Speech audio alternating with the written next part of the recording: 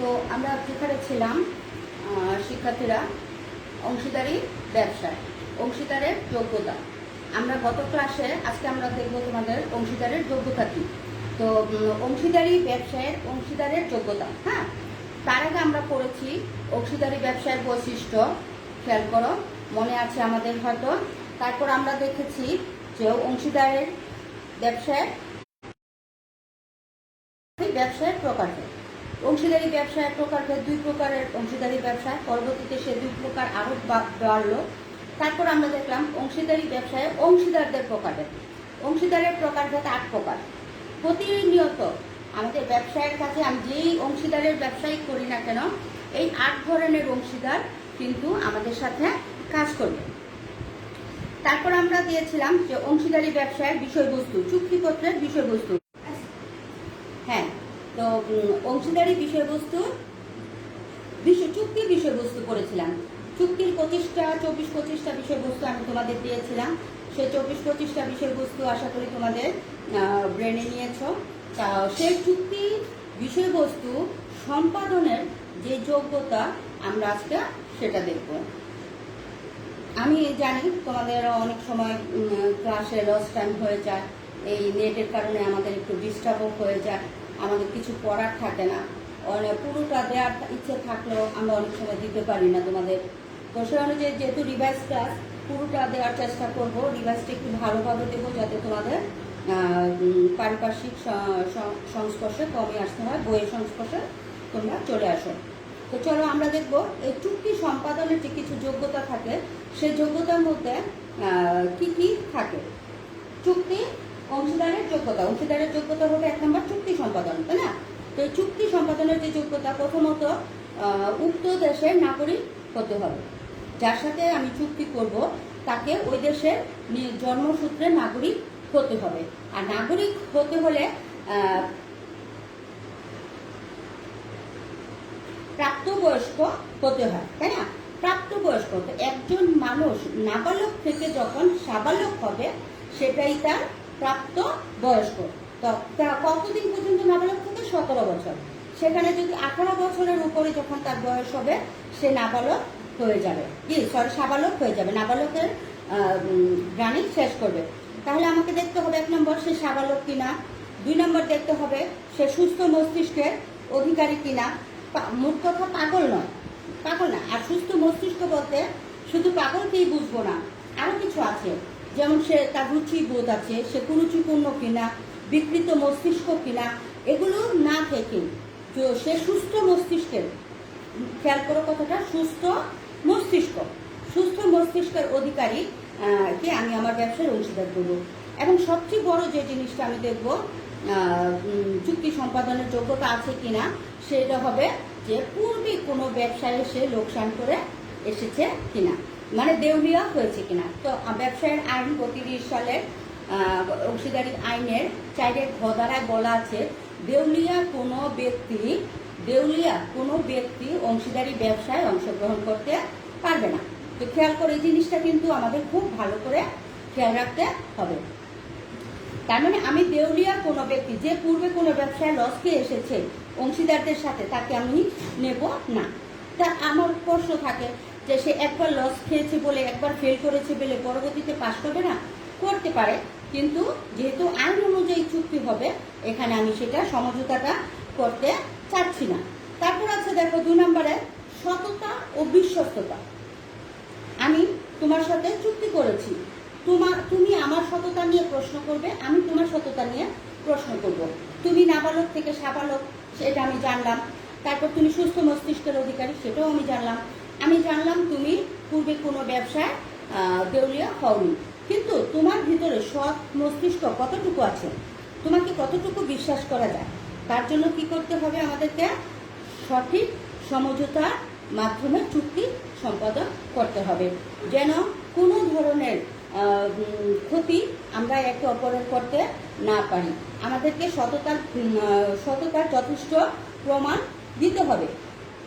যেমন ধরো আমরা যদি এখানে একটা উদ্দীপক খেয়াল করি যে কাউসার এবং তানভীর দুজন পার্টনার, মানে অংশীদার ব্যবসায় জড়িত। কালচার এবং তানভীর উভয়ে চীন থেকে ক্ষুদ্র যন্ত্রপাতি আমদানি করে থাকে। এখন দেখা গেল যে ক্ষুদ্র যন্ত্রপাতি আমদানির সাথে অতিরিক্ত কিছু পণ্য এসেছে যা অবৈধ হিসাবে গণ্য হলো, এবং উক্ত অংশীদারদের তারা কি করলো, সুপোজ করলো বা তোমার বন্দি করলো এবং তাদের চুক্তি আইন বাতিল করলো, তাই না, আদালত থেকে। এটা কি কারণ হলো? এখন কাউসার দোষ দিবে তানভীরকে, তানভীর দোষ দিবে কাউসারকে। দুজনের একজনের সৎভাবের অভাব আছে। তো সেই সৎভাবের যাতে অভাব না থাকে, সততা আছে, যেই ব্যবসায় আমি নিজেকে নিয়োজিত করেছি আমি সেই ব্যবসায়টাই করব। এভাবে যদি আমি ব্যবসা করতে পারি তাহলেই হবে কি, আমার ব্যবসার উন্নতি হবে, দেশ ও অন্যান্য নাগরিকের সুনাম অর্জন করতে পারবো। তারপর আছে বিশ্বস্ততা। এই যে দুজনের ভিতরে একটা অবিশ্বাসের কাজ হলো, পরবর্তীতে দেখা যাবে কাউসারকে অন্য কোনো পার্টনার নিবে না, তানভীরকেও অন্য কোনো পার্টনার নিবে না। কারণ যতদিন প্রমাণিত না হয় দুজনের মধ্যে কে দোষী, কে কার সততা বা বিশ্বস্ততার অভাব দেখা দিয়েছিল, ততদিন পর্যন্ত তারা কি হবে, ব্যবসা থেকে বঞ্চিত হবে। কাজে তুমি যে অংশীদারকে তোমার সাথে ব্যবসায় অংশগ্রহণের জন্য নিবা, তার সততা ও যোগ্যতা তোমাকে, বিশ্বস্ততা তোমাকে জানতে হবে। তারপর তোমাকে জানতে হবে তার যোগ্যতা ও দক্ষতা। পড়াশোনা করার যে যোগ্যতা একজন মানুষের থাকে, পড়াশোনা না করলেও কিন্তু কাজের প্রতি তার অন্যরকম একটা যোগ্যতা থাকে। একজন মানুষ পড়াশোনা যখন করবে তখন সে তোমাকে গাইড করতে পারবে, তোমাকে পর্যটক হিসাবে তোমার কাজে দেবে, তাই না? সে ভালো একজন অংশীদার হবে, সে পড়াশোনাও জানে, যোগ্যতাও আছে, দক্ষতাও আছে। কিন্তু যখন সে পড়াশোনা জানে না কিন্তু অর্থ আছে, এক্ষেত্রে একজন অংশীদার আমাদের আছে, নিষ্ক্রিয় অংশীদার, যে কোনো কাজ করবে না, তাই না, যে কোনো কাজ করবে না, কিন্তু সে মূলধন বিনিয়োগ করবে, মুনাফার অংশও নেবে, লোকসানের ভাগও তাকে বহন করতে হবে। তো এ ধরনের যোগ্যতা সম্পন্ন লোককেও কিন্তু আমরা নিতে পারি। কিন্তু দক্ষতা আছে কিন্তু তোমার কোনো যোগ্যতা নেই, দক্ষতা আছে তুমি অর্থ বিনিয়োগ করতে পারছো না, সেক্ষেত্রে তোমার যোগ্যতাটা কি হবে, তুমি তোমার ব্রেন তোমার অংশীদারদের মাঝে কাজে লাগাবা, কিন্তু মুনাফা পাবা এবং তুমি কোনো মূলধন বিনিয়োগ করতে পারছো না। এক্ষেত্রে তুমি কোন ধরনের অংশীদার? তোমার দক্ষতা আছে কিন্তু অর্থ নেই। তো এই ক্ষেত্রে হবে যে আমি কর্মী অংশীদার কথা বলেছিলাম, মনে আছে হয়তো আমাদের, যে আমরা যখন ব্যবসা করছি যে একজন পার্টনার আমি নিচ্ছি, অংশীদার আমি নিচ্ছি যার অর্থ বিনিয়োগের ক্ষমতা নেই কিন্তু ওর মেধাকে আমরা কাজে লাগাতে পারি, এ ধরনের আমি বলেছিলাম। আর সেটা হবে কর্মী অংশীদার। তো এক্ষেত্রে আরেকটা জিনিস আছে, আর্থিক সচ্ছলতা। 3 নাম্বার যে জিনিসটা খেয়াল করো, 4 নাম্বার হবে এটা আর্থিক সচ্ছলতা। আর্থিক সচ্ছল অনেক ব্যক্তি আছে, অনেক অংশীদার আছে যে শুধু আংশিক সচ্ছলতার কারণেই আমাদের ব্যবসায় অংশীদার হতে পারে। তো সে কোনো কাজে অংশগ্রহণ করবে না, সে কোনো দায়ভার নিবে না, সে মূলধন বিনিয়োগ করবে, লাভের থেকে একটা পার্সেন্টেজ সে পাবে। তবে লাভের থেকে একটা পার্সেন্টেজ পেলেও সে ওই পার্সেন্টেজটা কম পাবে। কারণ কি? কারণ হলো আর্থিক সচ্ছলতার কারণে সে মূলধন বিনিয়োগ করেছে ঠিকই, সে সাথে কোনো কাজে অংশগ্রহণ করছে না। যেমন নিষ্ক্রিয় অংশীদার, এখানে সে প্রতিবন্ধী অংশীদার, এখানে সে কি নিষ্ক্রিয় বা প্রতিবন্ধী অংশীদার হিসাবে কাজে নেব তাকে আমরা, সে কোনো কাজ করছে না কিন্তু অংশীদার হিসেবে অংশগ্রহণ করছে। এখন দেখবো যে আমি যাকে আমার চুক্তি সম্পাদনের যোগ্য ভাবলাম, চুক্তির যোগ্যতা অনুযায়ী তাকে নিলাম, তার ভিতরে সেই চুক্তির শর্তগুলো প্রতি কতটুকু আনুগত্য আছে, কতটুকু সহানুভূতি আছে, কতটুকু দায়িত্বশীল সে আছে, সে চুক্তি পালন করছে, ভালো কথা, কতটুকু করছে। এখন দেখো শর্ত অনুযায়ী অনেক সময় দেখা যায় অংশীদারের মধ্যে কেউ নিজেকে একক মালিক দেওয়ার অগ্রাধিকার ভাবে, একক মালিকানা। এখন অংশীদারি ব্যবসা যে বেশি মূলধন বিনিয়োগ করবে তাকে কিন্তু একটু অগ্রাধিকার দিতে অগ্রাধিকার ভিত্তিটা হলো এই যে সে চুক্তির যে শর্তগুলো আছে ওই শর্তগুলো সে পালনে বাধ্য থাকে কিনা, বাধ্য থাকে কিনা, তার প্রতি কতটুকু, চুক্তির প্রতি কতটুকু সে সম্মান দেখাতে পারে, কতটুকু সে আনুগত্য প্রকাশ করতে পারে। এই হলো আমার একজন অংশীদার, যাকে আমি আমার অংশীদারি ব্যবসায় পার্টনার হিসাবে নিচ্ছি, অংশীদার হিসাবে নিচ্ছি, তার যোগ্যতা। কয়টা যোগ্যতা দেখলাম? 5টা। এরপর আমি দেখবো আমরা ব্যবসায় নিবন্ধন করার, নিবন্ধন না করার ফলাফল। 2 নম্বর কোটেশন এটা ছিল, এ পর্যন্ত আমি যেতেই পারিনি গতদিন, তাই না?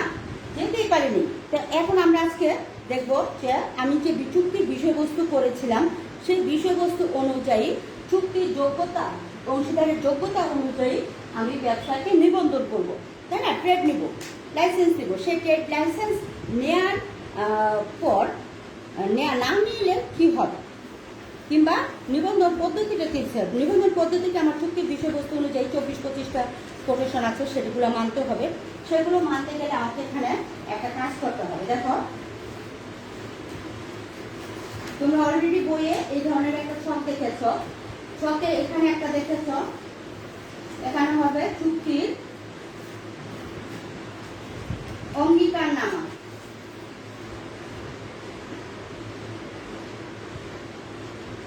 তাই না? এখানে প্রথম পক্ষ, এখানে দ্বিতীয় পক্ষ, এখানে তৃতীয় পক্ষ, চতুর্থ পক্ষ। মানে তুমি যত অংশীদার বাড়াবা তত পক্ষ বেড়ে যাবে। তো সাপোজ ধরো আমরা তৃতীয় পক্ষ অনুযায়ী যদি চুক্তির অংশীদার নামা করি এবং এই চুক্তির অনুযায়ী আমি নিবন্ধন ঘরে গেলাম, নিবন্ধন ঘরে গিয়ে সেই নিবন্ধন চুক্তির বিষয়বস্তু নিবন্ধন করলাম, নিবন্ধন করার পর সেটা আমি মানলাম না। ওই একটু আগে আমি একটা উদাহরণ দিয়েছিলাম কাউসার এবং তানভীরের, যে চুক্তির বিষয়বস্তু না মেনে ব্যবসা করলে কি হতে পারে। তো ওইরকম প্রথম পক্ষ দ্বিতীয় পক্ষের উপর নির্ভরশীল, দ্বিতীয় পক্ষ তৃতীয় পক্ষের উপর নির্ভরশীল, এখানে আবার তৃতীয় পক্ষ প্রথম পক্ষ দ্বিতীয় পক্ষ দুজনের একে অপরের উপর নির্ভরশীল থাকতে হবে। সেক্ষেত্রে আমি যদি চুক্তির বিষয়বস্তুগুলো না মানি, তাহলে দেখো প্রথমত আমার যে জিনিসটা হবে, এক অংশীদার অপর অংশীদারের বিরুদ্ধে মামলা করা যাবে না, মামলা করতে পারবো না। কারণটা কি? কারণ আমি চুক্তির যে বিষয়বস্তু সেটা মানছি না, সেই অনুযায়ী যদি আমি ব্যবসা করতাম তাহলে আমি মামলা করতে পারতাম। আর যেহেতু আমি ওই অনুযায়ী ব্যবসাটা করছি না, তাহলে কি হবে? আমি তার বিরুদ্ধে কোনো মামলাও করতে পারবো না, কেউই পারবে না, আমিও পারবো না, সেও পারবে না। তৃতীয় পক্ষের বিরুদ্ধে মামলা, প্রথম পক্ষ দ্বিতীয় পক্ষ তৃতীয় পক্ষের বিরুদ্ধে মামলা, প্রথম পক্ষের কাছে এর তৃতীয় পক্ষ, এর কাছে এর তৃতীয় পক্ষ, তাই না? যেমন তুমি, আমি এবং সে, তার কাছে আমি তৃতীয় পক্ষ, তোমার কাছে সে তৃতীয় পক্ষ, আমার কাছে তুমি এবং সে, দুজনই তৃতীয় পক্ষ। এই তৃতীয় পক্ষের বিরুদ্ধে আমরা একজন অপরজন বিরুদ্ধে কি করতে পারবো না, কোনো মামলা দায়ের করা তো দূরের কথা, কোনো কাজে তোমাকে আমি নাও করতে পারবো না। অংশীদারি আইনের 69(2) ধারায় এই কথাটা বলা আছে। গত ক্লাসে আমি বলেছিলাম যে অংশীদারি আইনের 69(2) ধারা আমাদের দেখতে হবে। 2 ধারায় কি কি করা যায়। আমি ক্রেতা বিক্রেতার বিরুদ্ধে মামলা করতে পারবো না, আমি আমার অংশীদারের বিরুদ্ধেও মামলা করতে পারবো না, আমি ট্রেড লাইসেন্সের ঘরেও কোনো ধরনের নালিশ জারি করতে পারবো না।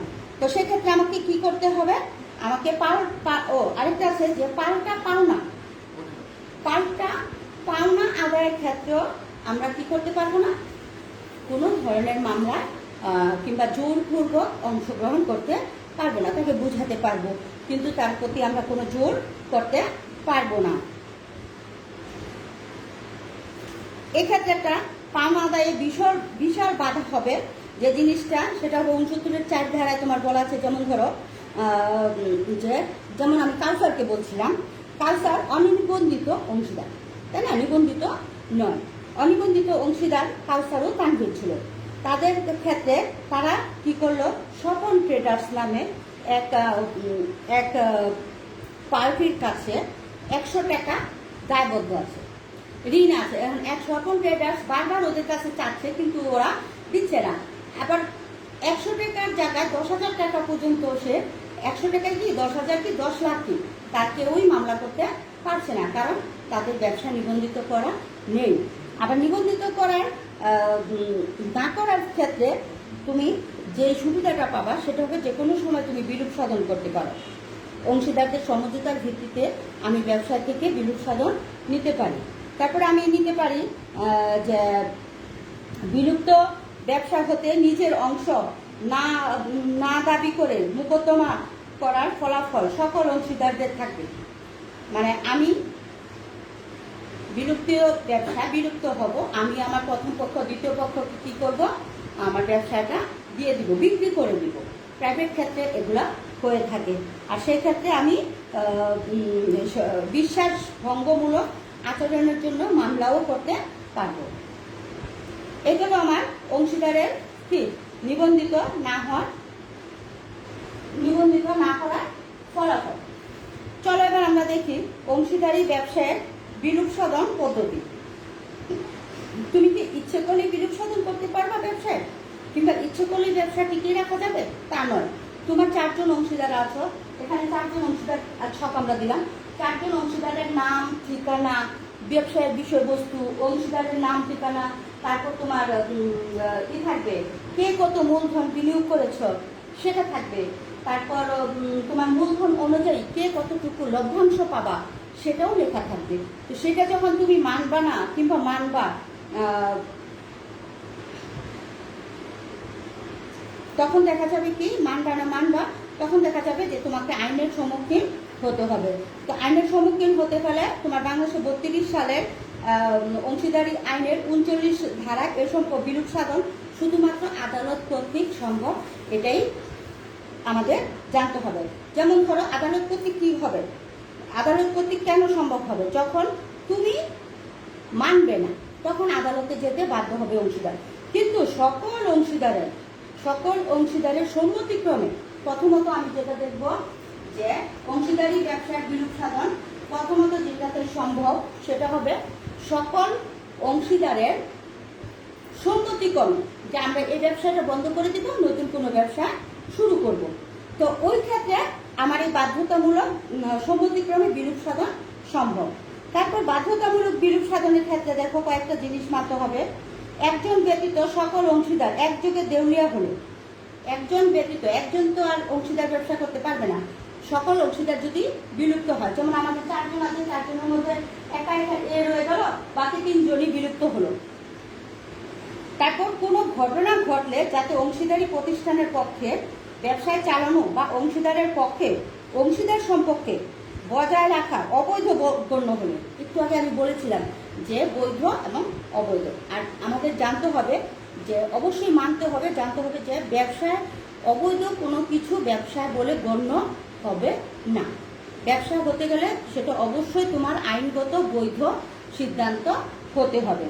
যেমন আইনের পরিবর্তনের ফলে ব্যবসায়ের কর্ম অবৈধ বিবেচিত হলে, আমি পার্টস লিখেছি, যন্ত্রাংশ, ক্ষুদ্র যন্ত্রাংশ আমি আমদানি করব। এখন ক্ষুদ্র যন্ত্রাংশ বলতে আমরা যে বুঝবো যে কোনো মেশিনের ক্ষুদ্র যন্ত্র অংশ, তাই না? সেখানে যদি আমি পুরো মেশিনটা নিয়ে আসি তাহলে ক্ষুদ্র যন্ত্রাংশ হলো, তার সেটা যন্ত্রাংশ হলো না। তাহলে আইনের কি হলো, এটা আইনের পরিবর্তন হলো। আর এই আইনের পরিবর্তনের ফলে কাজের ভুল ধরা পড়লো এবং আমাকে বিলুপ্ত হতে বাধ্য করা হলো। কয়েকটি বিশেষ ঘটনা, যেমন ধরো আমি একটু আগে বলেছিলাম যে সাবালক হতে হবে, সুস্থ মস্তিষ্কের অধিকারী হতে হবে, তারপর তোমার পূর্বে দেউলিয়া নয় এমন অংশীদার হতে হবে।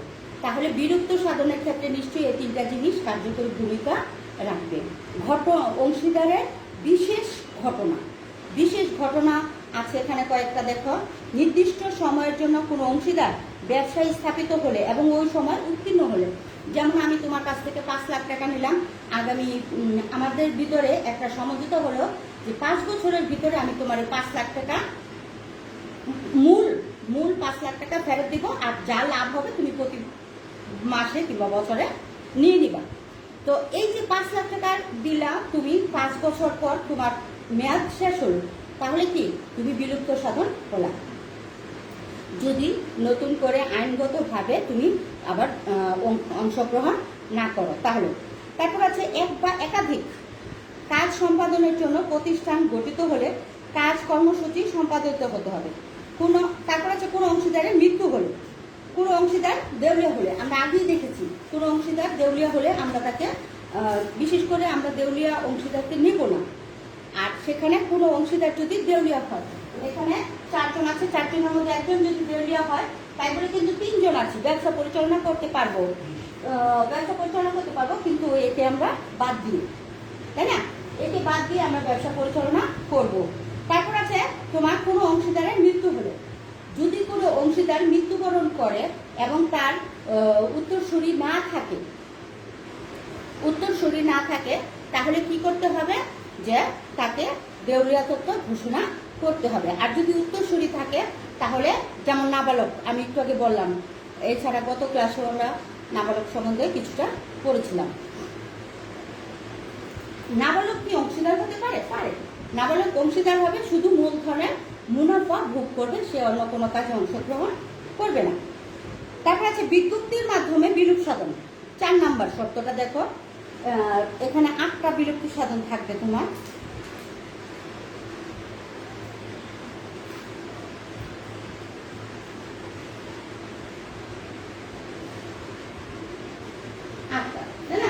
এই 8টার মধ্যে আমরা অলরেডি উপরে দুটো 6টা, 1 2 8টার মধ্যে 8টাকে আমরা 5টা ভাগ করেছি, 5টা পেয়েছি।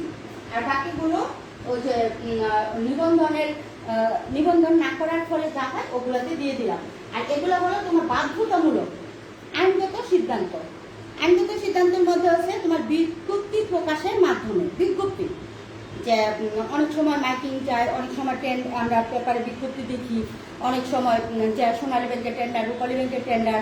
তারপর আছে আমরা দেখি যে দেউলিয়া তথ্য ঘোষণা বিজ্ঞপ্তি, আদালত কর্তৃক ঘোষণা, আদালতটা আমরা পড়বো যে আদালত কিভাবে যায়। তো এখন দেখি বিজ্ঞপ্তিটা দেখি। অংশীদারি ব্যবসায় কতদিন চালু থাকবে তা অংশীদারদের ইচ্ছার উপর নির্ভরশীল, অর্থাৎ মেয়াদ নির্দিষ্ট নেই, সমঝোতার ভিত্তিতে যে ব্যবসাটা আছে সেটা কিন্তু এমনি তোমার বিলুপ্তি সাধন করা যাবে না যদি না কোনো বিজ্ঞপ্তি প্রকাশ করো। এক্ষেত্রে কোনো অংশীদার লিখিত বিজ্ঞপ্তি দিলে, যে যেমন ধরো এখানে আমার প্রথম পক্ষ যদি লিখিত বিজ্ঞপ্তি দেয় যে আমি এই ব্যবসা থেকে অব্যাহতি চাচ্ছি, তখন তোমার এই ব্যবসা থেকে অব্যাহতি দেওয়া হবে, অর্থাৎ তুমি ওকে দেউলিয়া ঘোষণা করা হবে।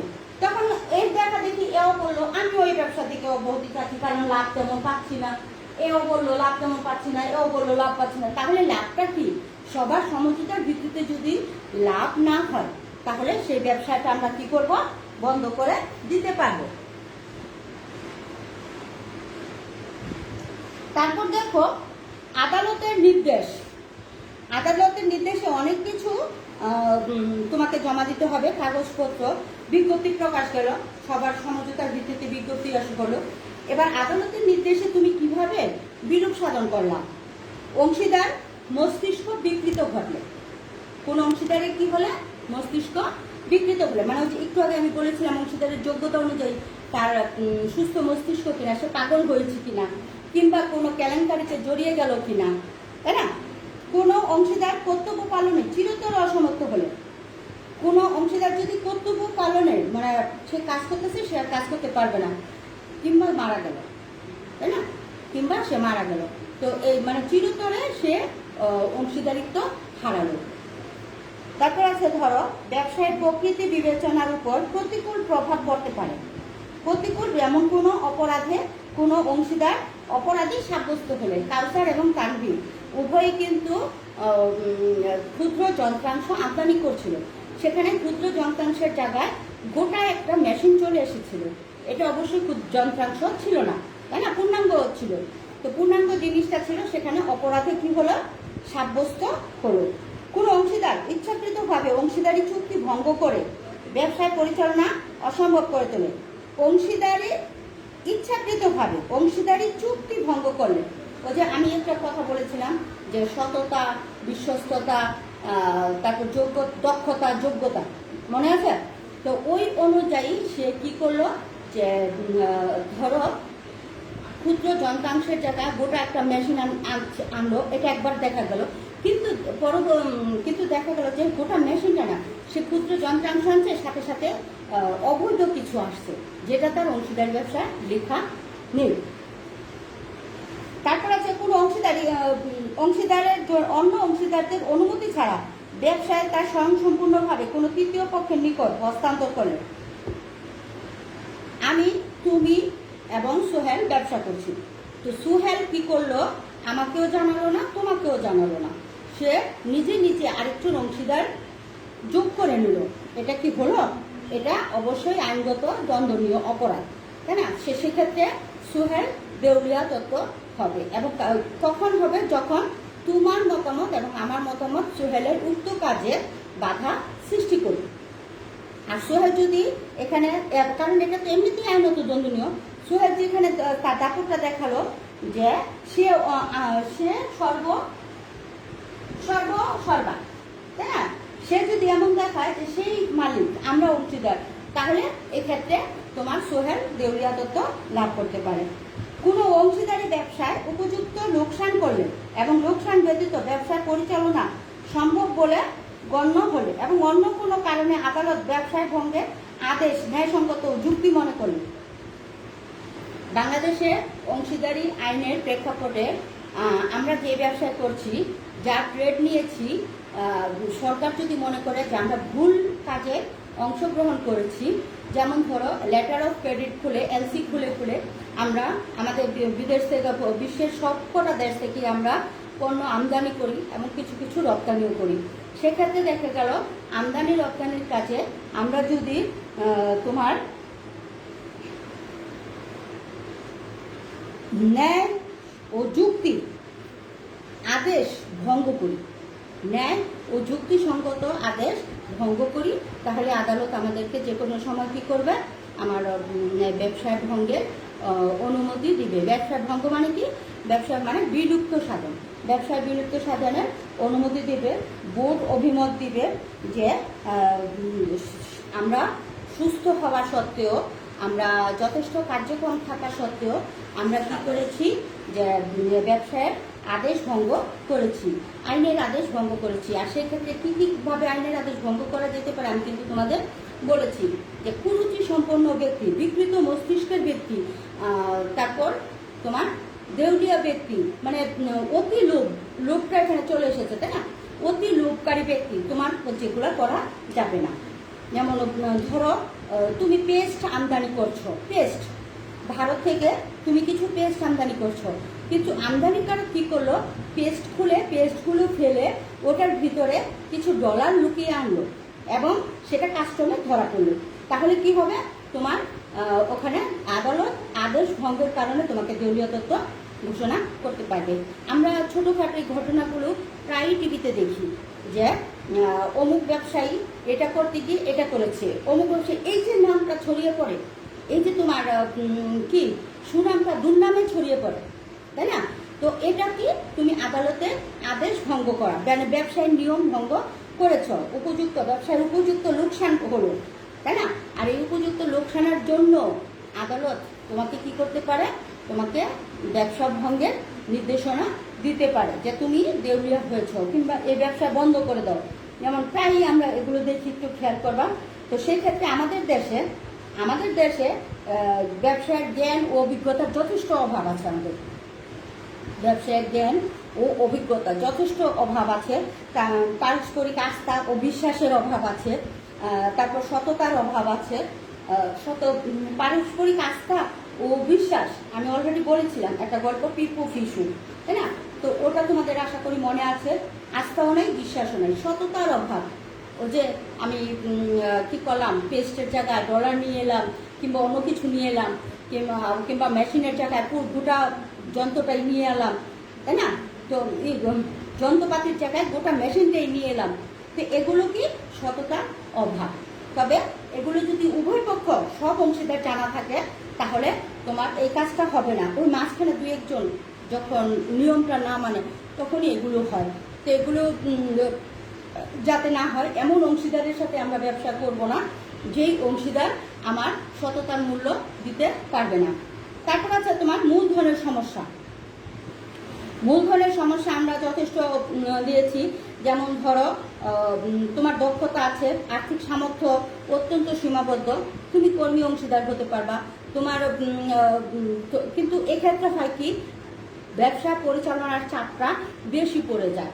যেমন আমি অশিক্ষিত কোনো লোকের কাছ থেকে তার ব্যবসার দক্ষতা থেকে পরিচালনার ক্ষমতা নেই, মূলধন বিনিয়োগ করেছে, আমি পরিচালনা করছি, সে আমাকে অবিশ্বাস করছে, এক্ষেত্রে ব্যবসা করে মজা নেই। তারপর আছে আইনগত সহায়তার অভাব। আইনগত সহায়তার অভাব কি আমাদের দেশে অংশীদারি ব্যবসায় পরিচালনা নিয়ন্ত্রণের ক্ষেত্রে আইনগত সহায়তা ও নিয়ন্ত্রণ কাম্য নয়। অবশ্যই আমরা জানি, তাই না, আমাদের দেশে এখনো আইন কিনে নেওয়া যায়, হ্যাঁ, এখনো আইন কিনে নেওয়া যায়, এখনো পুলিশকে 100 টাকা দিলে অনেক কিছু সলভ হয়ে যায়। তো এই জিনিসগুলো আমাদের কাম্য নয়। তারপর যেমন ধরো আবার মৌখিক চুক্তিটা যদি মৌখিক হয়, তুই কবে এটা বলেছো, তুমি কবে এটা করেছো, এই ধরনের চুক্তির ক্ষেত্রেও কিন্তু আইনগত সমস্যা দেখা দেয়। তারপর আছে প্রাইভেট কোম্পানির ক্ষেত্রে শিথিল নিয়মকানুন। কিছু কিছু ক্ষেত্র আছে যেখানে নিয়মকানুন অনেক শিথিল। আমি বলেছিলাম যে প্রাইভেট কোম্পানিতে তোমার এই পক্ষকে বিক্রি করতে পারবে, এই পক্ষকে বিক্রি করতে পারবে, আবার এই পক্ষ এদের ক্রয় করতে পারবে, মূলধন কেনা নেওয়া হতে পারে। তো এই ছিল আমাদের আজকে অংশীদারি ব্যবসায়ের থিওরিটা।